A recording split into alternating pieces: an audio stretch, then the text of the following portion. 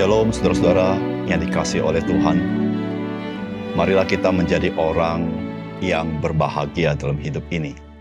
Saudara, orang yang berbahagia dalam hidup ini adalah orang yang tahu apa yang dia miliki adalah anugerah Tuhan.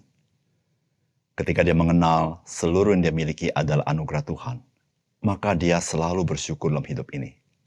Bukankah itu sebuah kebahagiaan? Salam jumpa dalam program Tuhan adalah Gembalaku. Saudara, Amsal pernah mengemukakan kalimat seperti ini di dalam Amsal 30 ayat 8b sampai dengan 9. Jangan berikan kepadaku kemiskinan atau kekayaan. Biarkanlah aku menikmati makanan yang menjadi bagianku. Supaya kalau aku kenyang, aku tidak menyangkalmu dan berkata, siapa Tuhan itu? Atau kalau aku miskin, aku mencuri dan mencemarkan nama Allahku.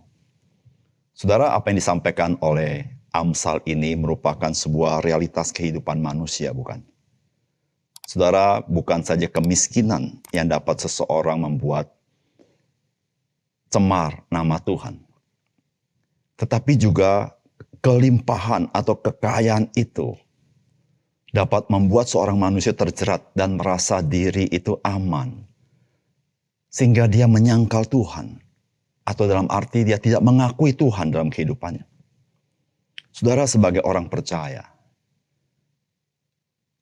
dalam keadaan apapun hidup kita, baik dalam kekurangan atau dalam kelimpahan, maka saudara sebagai orang percaya, kita harus menjadi orang percaya yang mengakui Tuhan dalam hidup kita dan selalu menjadi orang yang tahu bersyukur kepada Tuhan.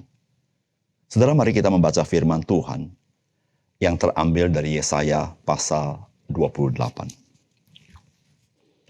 Celaka atas mahkota kemegahan pemabuk-pemabuk Efraim, atas bunga yang sudah mulai layu di perhiasan kepala mereka yang indah-indah. Yaitu kota yang terletak tinggi di atas bukit, di atas lembah yang subur, yang penuh peminum anggur yang sudah pening. Sesungguhnya pada Tuhan ada seorang yang kuat dan tegap, seorang yang seperti angin ribut disertai hujan batu, yakni badai yang membinasakan. Seorang yang seperti angin ribut disertai air hujan, yang hebat menghanyutkan. Ia akan menghempaskan mereka ke tanah dengan kekerasan. Mahkota kemegahan pemabuk-pemabuk Efraim itu akan diinjak-injak dengan kaki. Dan bunga-bunga yang sudah mulai layu di perhiasan kepala mereka yang indah-indah itu. Yaitu kota yang terletak tinggi di atas bukit, di atas lembah yang subur. Nasibnya akan seperti nasib buah ara, yang masak duluan sebelum musim kemarau. Baru saja dilihat orang, terus dipetik dan ditelan. Pada waktu itu Tuhan semesta alam akan menjadi mahkota kepermaian. Dan perhiasan kepala yang indah-indah bagi sisa umatnya. Akan menjadi roh keadilan bagi orang yang duduk mengadili. Dan menjadi roh kepahlawanan bagi orang yang memukul mundur peperangan ke arah pintu gerbang. Tetapi orang-orang di sini pun pening karena anggur dan pusing karena arak. Baik imam maupun nabi pening karena arak, kacau oleh anggur, mereka pusing oleh arak, pening pada waktu melihat penglihatan, goyang pada waktu memberi keputusan. Sungguh, segala meja penuh dengan muntah kotoran sehingga tidak ada tempat yang bersih lagi. Dan orang berkata, kepada siapakah dia ini mau mengajarkan pengetahuannya? Dan kepada siapakah ia mau menjelaskan nubuat-nubuatannya? Seolah-olah kepada anak yang baru disapi dan yang baru cerai susu. Sebab harus ini, harus itu, mesti begini, mesti begitu, tambah ini, tambah itu.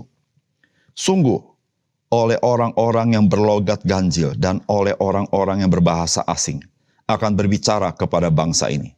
Dia yang telah berfirman kepada mereka, inilah tempat perhentian, berilah perhentian kepada orang yang lelah, inilah tempat peristirahatan. Tetapi mereka tidak mau mendengarkan. Maka mereka akan mendengarkan firman Tuhan yang begini, harus ini, harus itu, mesti begini, mesti begitu, tambah ini, tambah itu.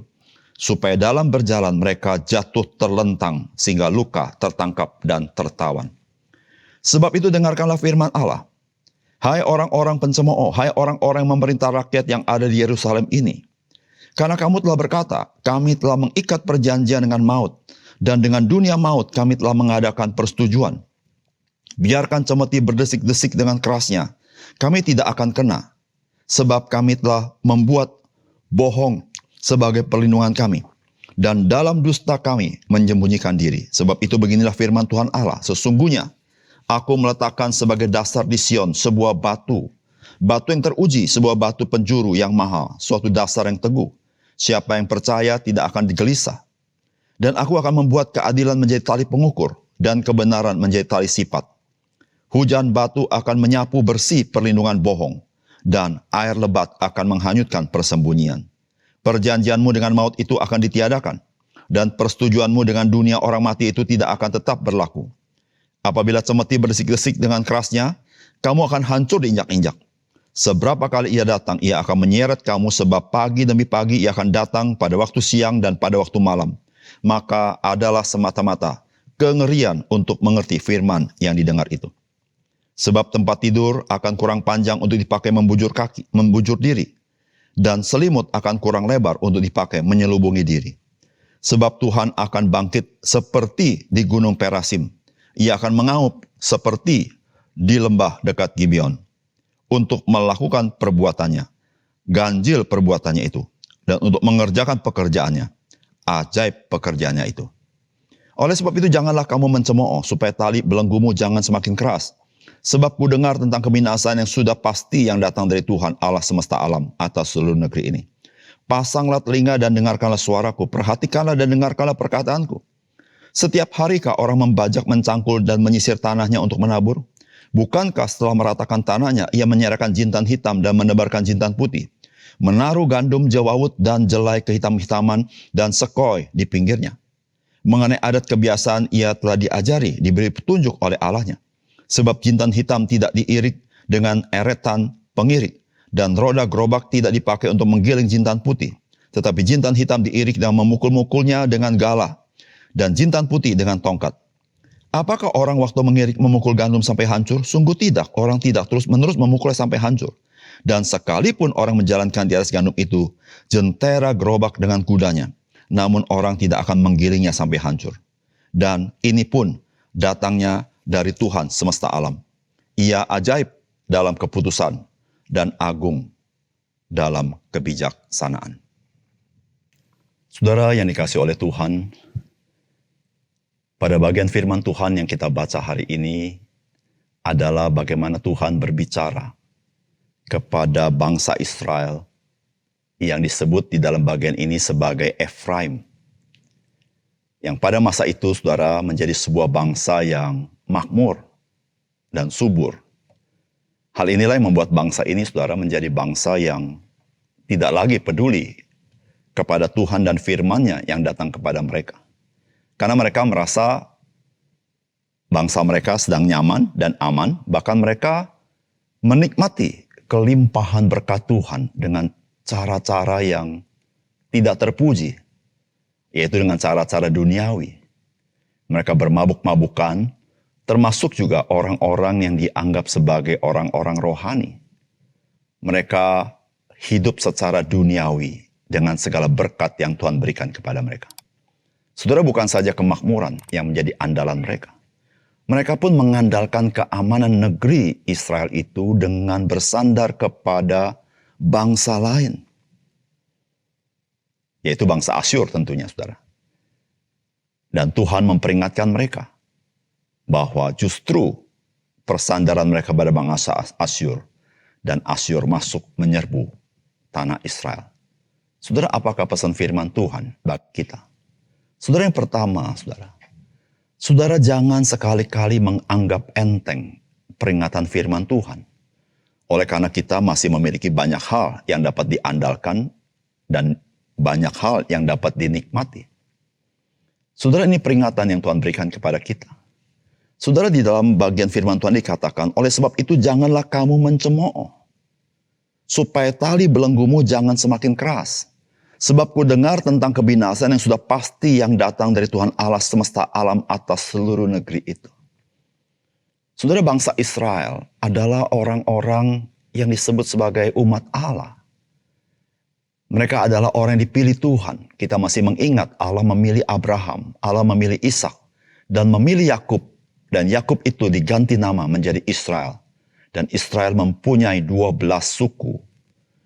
Nah, saudara yang kasih dalam Tuhan, yang disebut Israel di sini adalah daerah bagian utara yang terdiri dari 10 suku, saudara-saudara.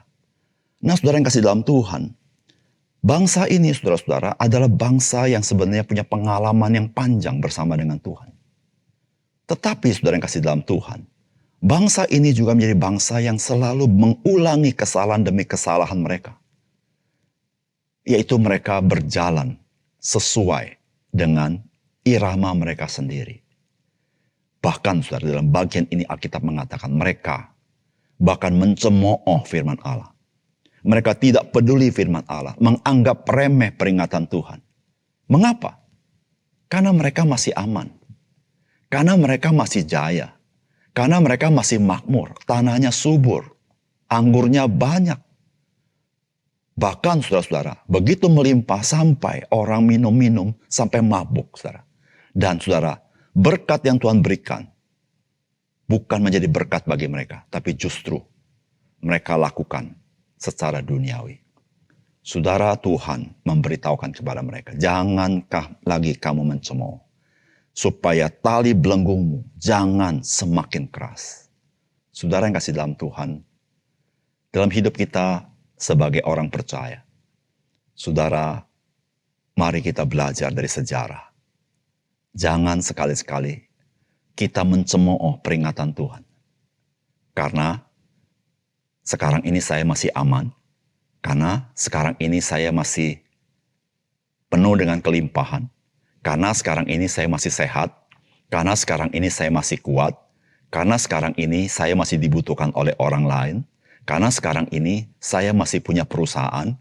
Karena sekarang ini saya berprestasi. Dan banyak sekali yang lain. Saudara yang kasih dalam Tuhan. Ketika Tuhan memberikan peringatan kepada kita. Saudara sebagai orang percaya yang bijaksana dan mencintai Tuhan. Saudara kita datang bertobat kepada Tuhan. Dan kita berkata kepada Tuhan, arahkan hidup saya. Supaya hidup saya boleh sesuai dengan kehendak Tuhan. Dan menyenangkan Tuhan. Saudara, biarlah berkat Tuhan itu bukan dipakai untuk hidup secara duniawi, hidup dalam dosa. Tapi berkat yang Tuhan berikan kepada kita sebetulnya supaya kita boleh memuliakan Dia. Berkat yang Tuhan berikan kepada kita, memberitahukan kepada kita. Tuhan menitipkan itu supaya melaluinya engkau menyatakan kebaikan Tuhan di tengah-tengah dunia ini. Yang kedua, saudara, kita harus waspada juga. Jangan sampai kita salah menaruh persandaran hidup kita yang justru dapat mencelakakan kehidupan kita. Saudara yang kasih dalam Tuhan, terus terang, setiap kita termasuk orang-orang yang bisa bias di dalam kita menilai sesuatu. Saudara, dalam kita menilai sesuatu sangat dipengaruhi oleh apa yang kita lihat, apa yang kita dengar, dan apa yang kita rasakan, bukan? Tapi kita menyadari juga bahwa apa yang kita lihat, kita dengar, yang kita rasakan sebetulnya sangat terbatas. Dan banyak kekurangannya. Kekurangannya dalam arti tergantung persepsi kita. Yang kedua, tergantung objek kepada siapa kita melihat, kepada siapa kita dengar, atau kita rasakan. Saudara, seringkali di dalam keterbatasan itu kita lupa bahwa di dalam semuanya itu kita terbatas dan kita ada kekurangan dalam menilai.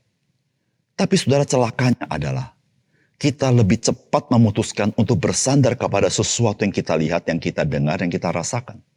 Dan sesuatu itu bukanlah Tuhan. Saudara, ini yang terjadi kepada bangsa Israel. Saudara, apa yang dia lihat dari bangsa Asyur, sebuah bangsa yang kuat, bangsa yang besar.